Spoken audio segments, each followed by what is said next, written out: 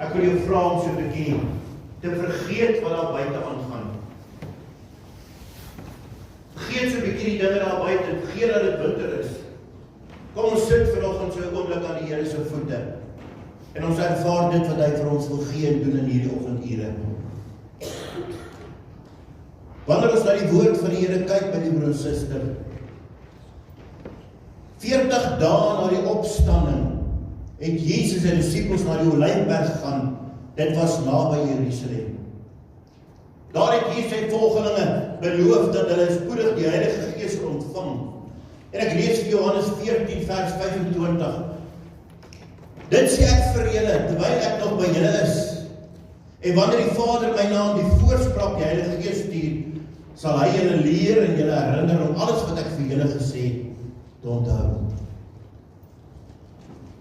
En toe het Jesus hulle aangesê om in Jerusalem te bly tot die Gees kom.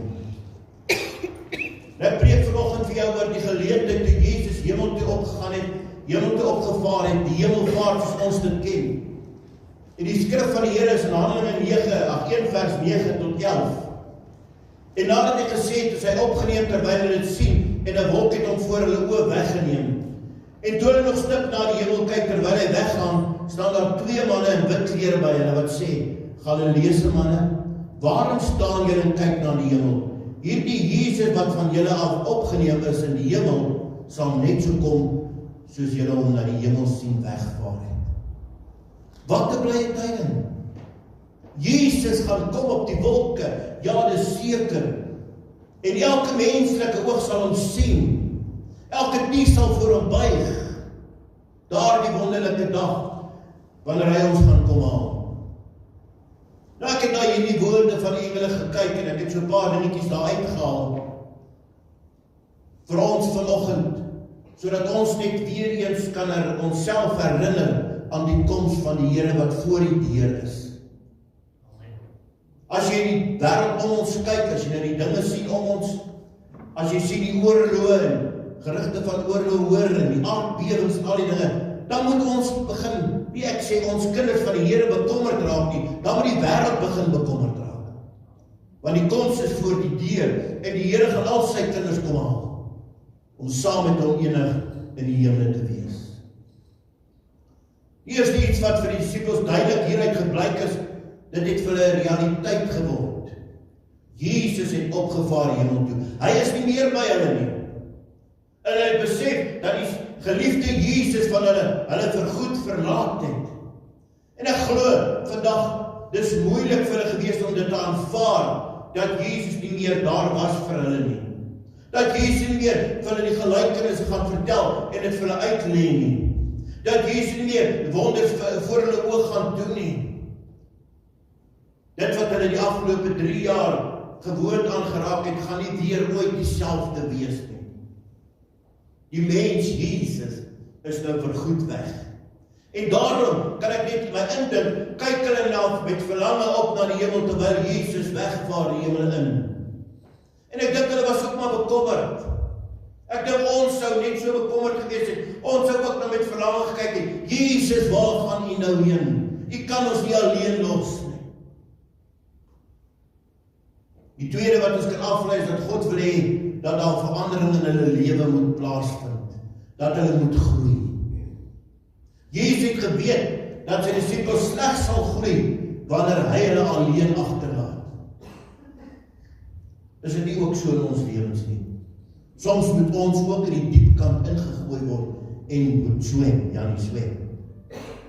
In 2 Petrus 3 vers 18 sê die woord van die Here vir ons, sorg dat julle alle groei in die genade en kennis van die Here en Verlosser Jesus Christus.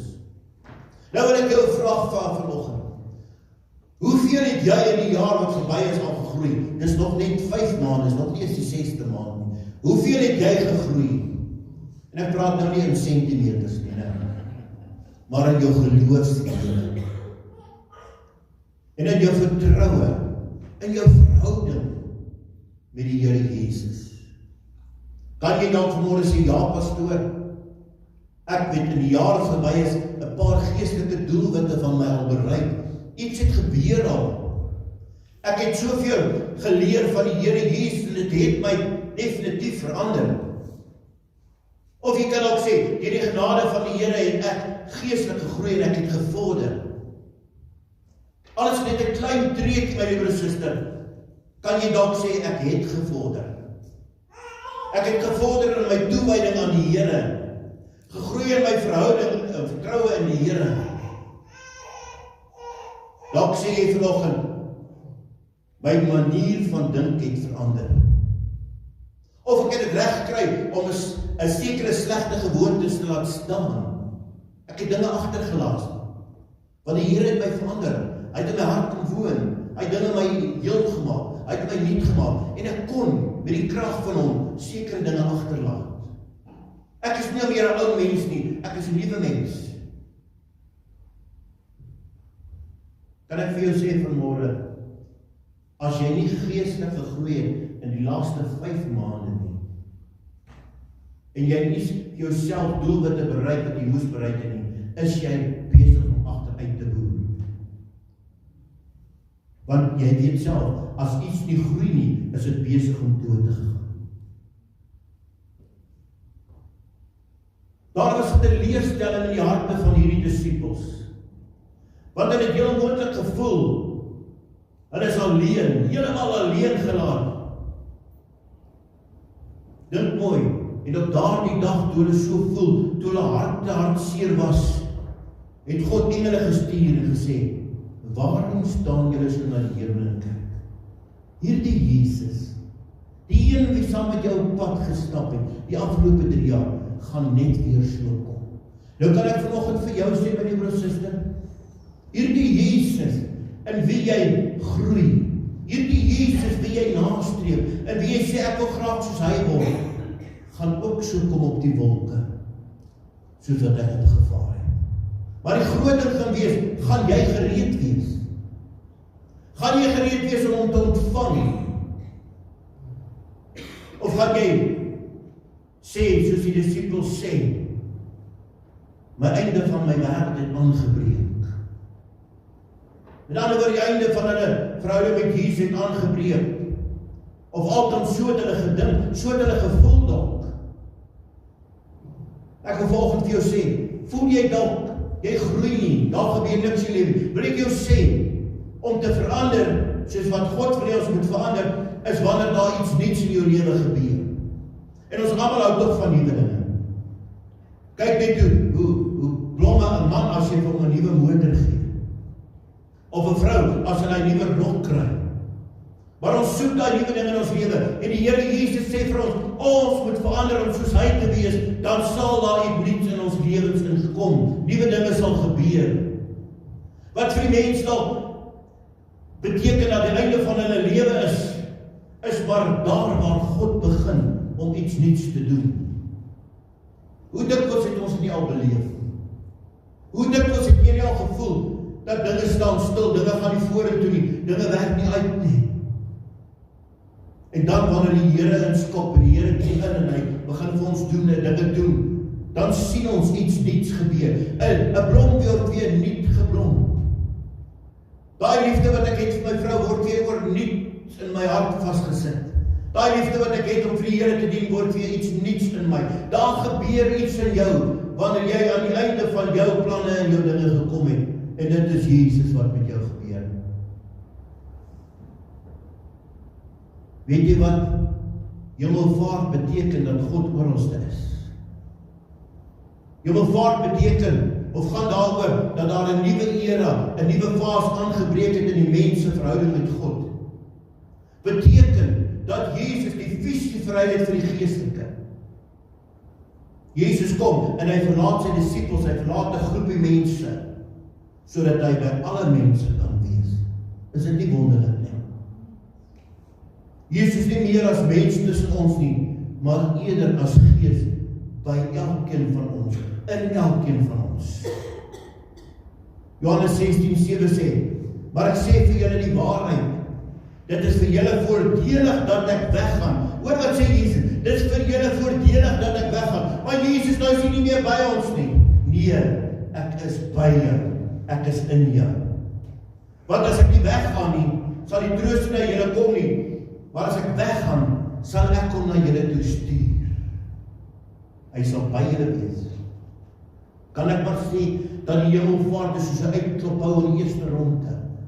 Dis 'n uitklophou wat die dwaalleer, dat God afwesig is in sy peekie instuur en sê, nee, God is altyd daar. En hoe verder ons in Handelinge lees met die suster, sien ons dat ook dat die begin was in die bestaan van 'n Christelike kerk. Die groot bewys hiervan is, die gebeurtenis van die hemelvaart is die feit dat ons hier vanmôre verenigd saam is. Ons is hier in die naam van die Here.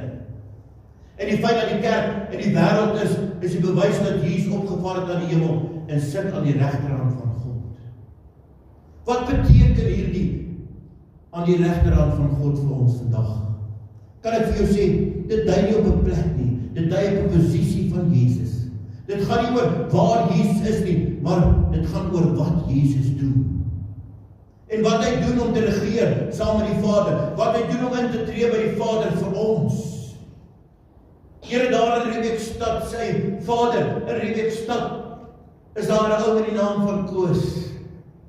Here, wees net met hom. Vader, beskerm hom, seën hom.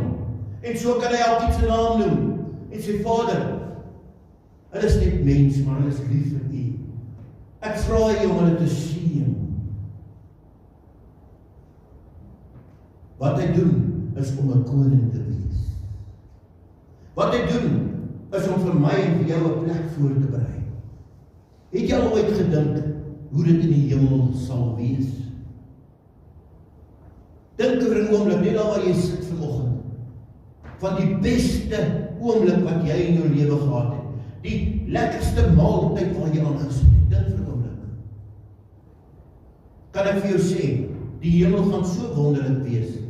Al maal jy dit met 'n miljoen en 'n miljoen en 'n miljoen keer, gaan dit beter wees as om dit. Ons as mens se verstand is te klein om te dink wat God vir ons regmaak vir die dag wanneer hy ons gaan kom haal. Wat Jesus doen by die Vader se voete is om God te wees. So wat is die betekenis van die hemelvaart vir ons? Beteken dat God nie net ergens is nie, God is oral. Om ons, in ons, bo op die berge, onder die dale, in die see, bo op waters. God is oralste, is hy vir ons. God is nie sigbaar afwesig nie. God is tegelyk sigbaar en onsigbaar teenwoordig. Jy kan hom net roep, Jesus, waar is U? En hy is by jou. Wanneer jy in paniek is, of wanneer dinge nie vir jou uitwerk nie, kan jy met sy naam noem.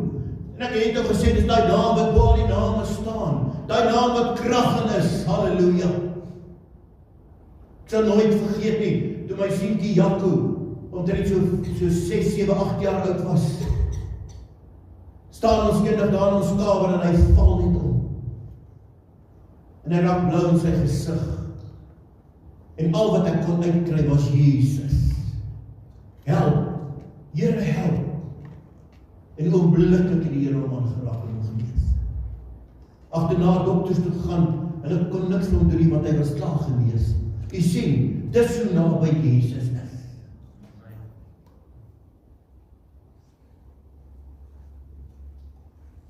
Die hemelvaart by die broers en susters is die begin van 'n besondere nuwe manier waarop God teenwoordig is in die wêreld.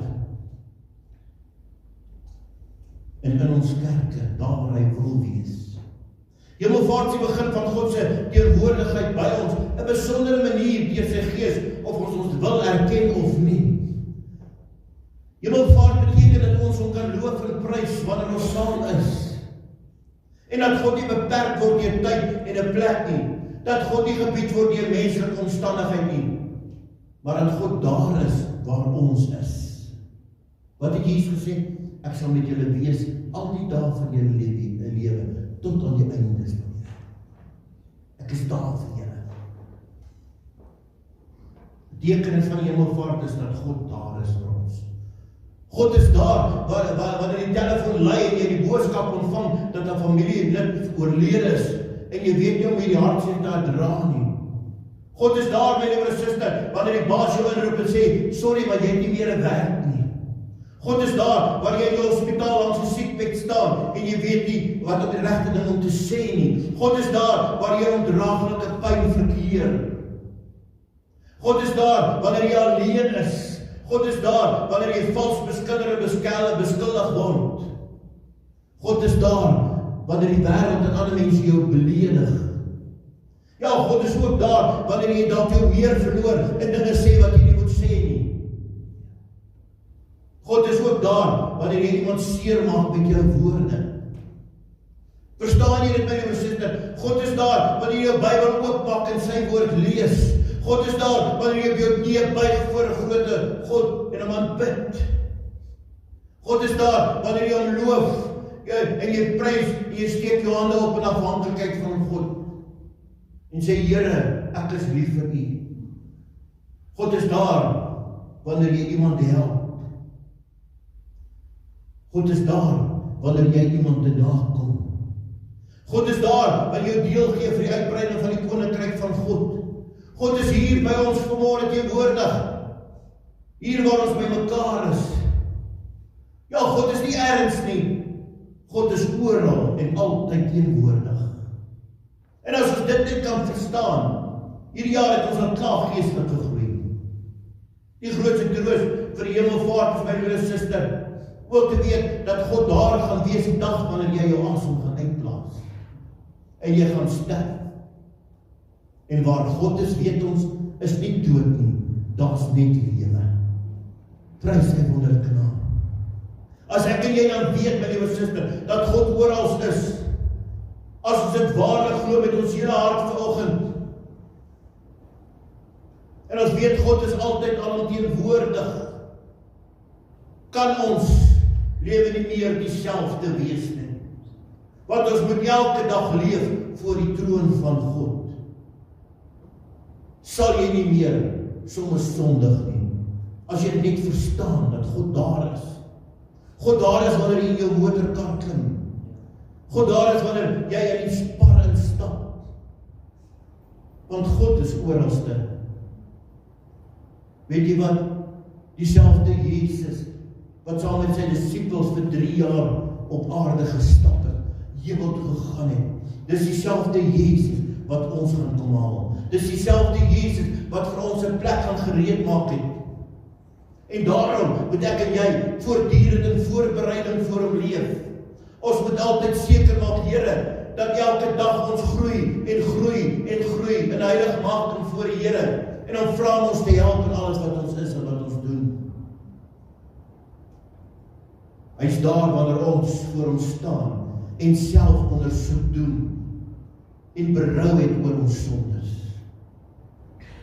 Hemelvaart beteken nie dat ons God iewers moet gaan soek nie.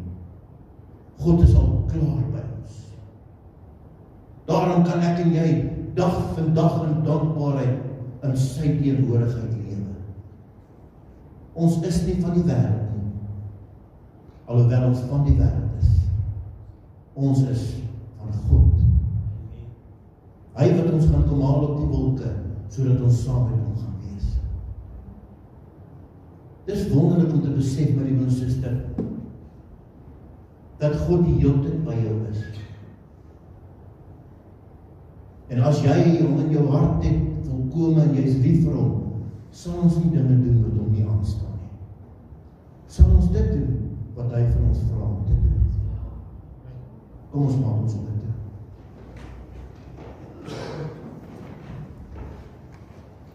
Ons het maar net aangeraak wat hemelvaart vir ons beteken vanoggend, Vader.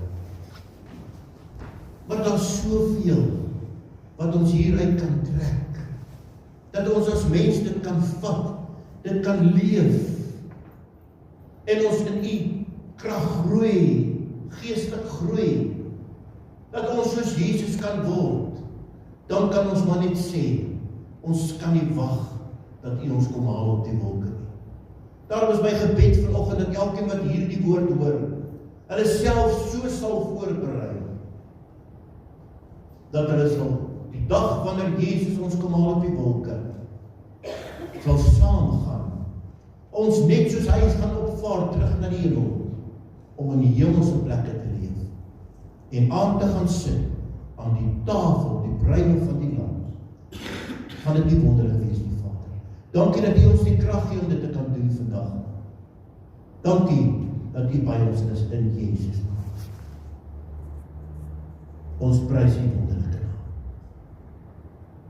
naam. Amen.